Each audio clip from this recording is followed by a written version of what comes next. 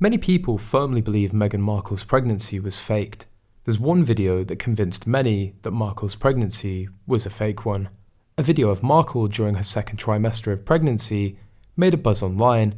On January the 16th, 2019, she visited the Mayhew animal shelter in London. Many were shocked when Markle sat down to play with a dog. She was wearing heels, and she stood up with ease after patting the dog. At the time, Markle was about 5 months pregnant. According to several netizens, pregnant women with a bulging stomach like Markle couldn't do what she did. The clip convinced many that Meghan was faking the pregnancy. Also, many noticed that when Markle stood up, there was a pop sound, and her stomach suddenly grew bigger.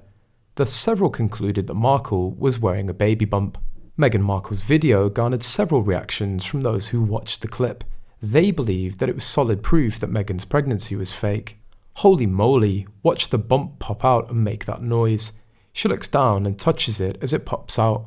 People need to see this.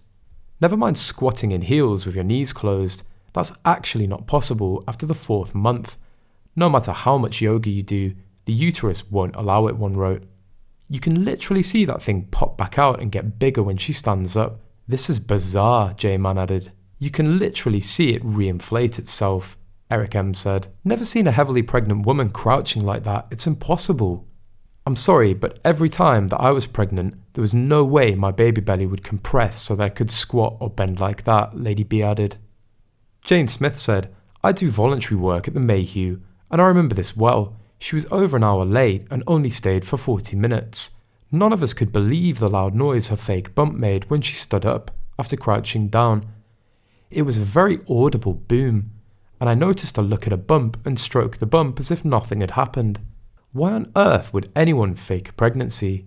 The Sussexes could have simply announced they hired a surrogate, right? Actually, no. If the Sussexes wanted their child to be in the line of succession to the British throne, they couldn't have hired a surrogate. According to British law, the surrogate is the legal mother of the child.